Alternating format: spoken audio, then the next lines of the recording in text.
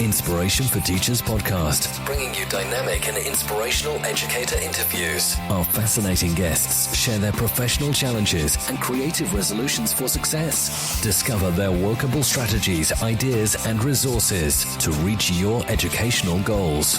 And now your host, Kelly Long. Welcome to another episode of Inspiration for Teachers. I'm your host Kelly Long, and I have an episode of the practical kind lined up for you today.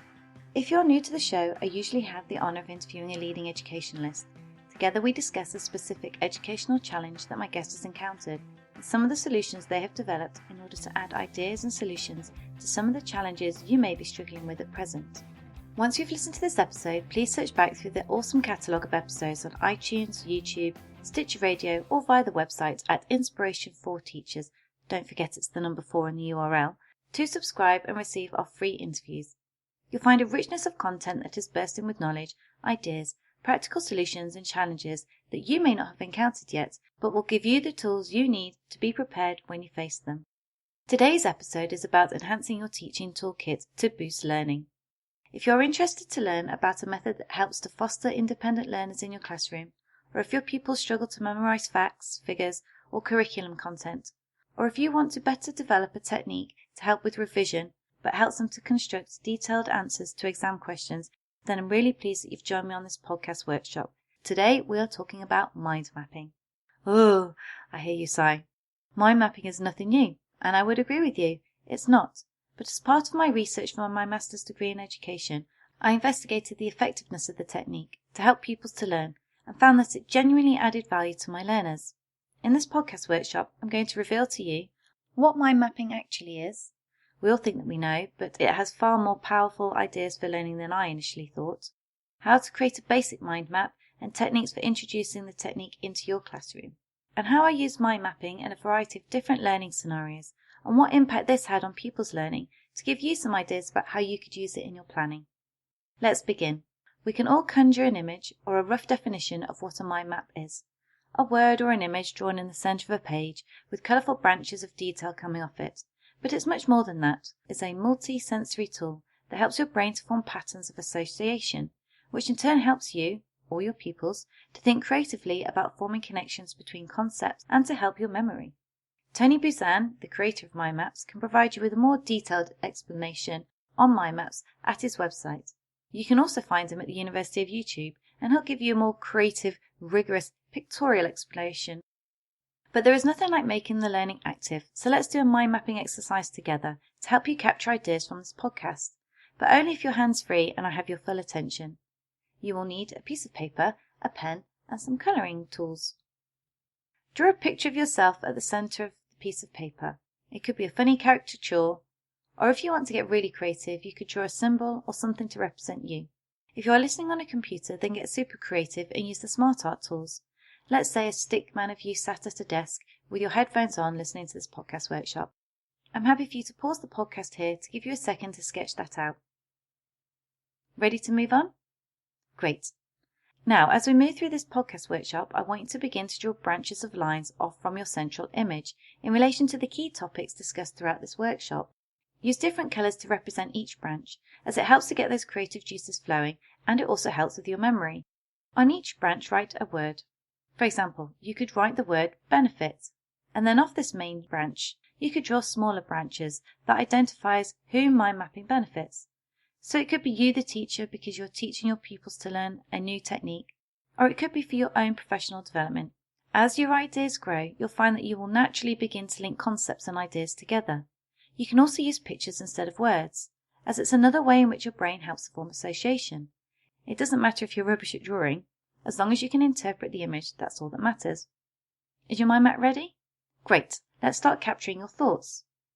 So let's look at the benefits of mind mapping and how you might be able to use it in your lesson.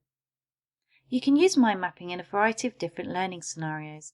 I pretty much covered them all throughout the series of lessons I constructed to deliver mind mapping and to develop the skill for different learning situations, so I kind of know what works. Mind mapping is really effective when used to introduce new concepts, topics, ideas, facts and figures, definitions, case studies, images and examples. The top 3 responses that my pupils found mind mapping to help them with was, in third place, concepts, facts took second place, and in first place was how concepts and ideas link together.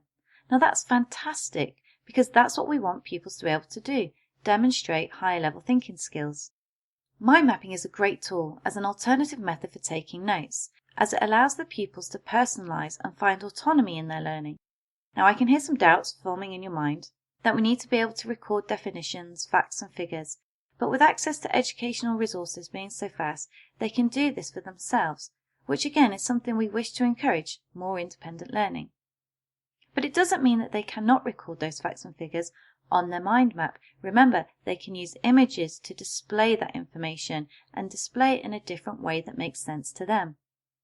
I found that mind mapping was really good for starters and plenaries. Pupils found it fun and engaging, and it was a fantastic way to very quickly gauge what pupils could recall from one lesson to the next. It was also a fantastic tool for peer assessment. Pupils swapped mind maps and added something new that they thought was missing from one of their peers' mind maps. That was really good for collaboration, but also to get them to work together effectively in teams. Mind mapping is a fantastic holistic tool, showing what a student knows and understands about a topic, whereas a question set for homework might only investigate a small percentage of what they know or understand. A mind map gives you the opportunity to identify gaps in their whole knowledge and provide them with the actions to explore these gaps in more detail. It's a fabulous tool for giving feedback, but not just verbal feedback. As a teacher, you can get involved and draw on your learners' mind maps to encourage them to explore alternative learning pathways. You can use them to bring in cross-curricular ideas and concepts that broaden and deepen their learning experience.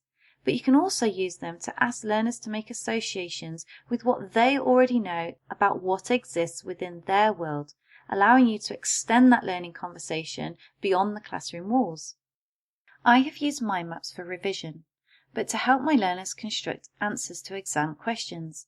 I show them how to break down the questions, disseminate and reconstruct their business studies knowledge, because if you didn't know, I'm a business and ITT teacher of 11 to 16-year-olds, in order to help them create detailed and thorough exam answers.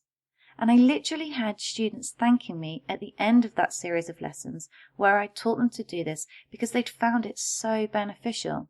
And I even witnessed them using the technique during mock exams, which is fantastic. Humour. It certainly brought that into the classroom. We got a lot of laughs from seeing each other's drawings, and I personally feel that it helped to break down some of the learning barriers of I can't do this, I'm being judged, etc. Now I use mind maps all the time. They help me to develop my lesson plans. It's way easier than constructing a linear structure of a lesson, and I use them to help build and construct new ideas for learning. They are so easy to use and another tool you can add to your teaching toolkit to be used as and when the opportunity seems purposeful for learning. I would love to hear your thoughts on mind mapping, the successes you've had, or how you might implement them, or if you'd like to know more about how I've used mind mapping for lessons, planning, assessment and revision techniques, please tweet me at Inspiration40 or drop me an email. And if you'd like to know more about mind mapping, head over to the website at inspirationforteachers.com and register your interest on our mind mapping page. Thanks again for joining me on another episode of Inspiration for Teachers. Don't forget to explore our amazing educator interviews, and I look forward to you joining me on the next episode. Thank you for joining us today on Inspiration for Teachers. For more resources, tips and advice, visit our website, inspirationforteachers.com. If you enjoyed today's episode, we would love to connect with you. Just click like on our Facebook page at facebook.com/inspirationforteachers.